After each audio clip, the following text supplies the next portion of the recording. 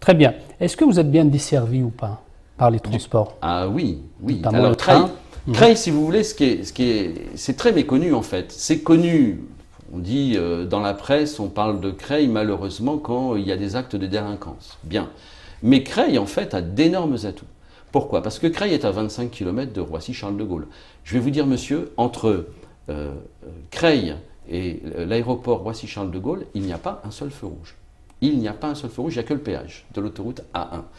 Vous avez donc l'aéroport Charles de Gaulle, vous avez l'autoroute A1, vous avez la voie fluviale, donc la rivière qui va faire l'objet d'un aménagement très important qui est le futur canal Seine-Nord. D'ailleurs, je suis président de l'association pour le développement de la rivière Oise.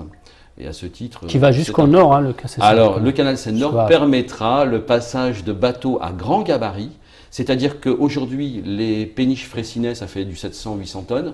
Demain, vous aurez des péniches de 4000 tonnes qui feront la liaison entre toute l'Europe du Nord et le grand bassin parisien. C'est donc un enjeu très important.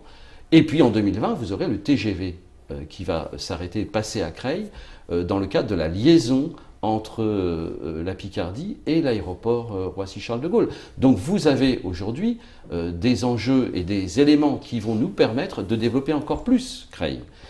Et pour répondre pleinement à votre question, il y a l'autoroute, il y a la rivière et il y a le train. La voie ferrée, on en parlait tout à l'heure, en aparté, tous les deux.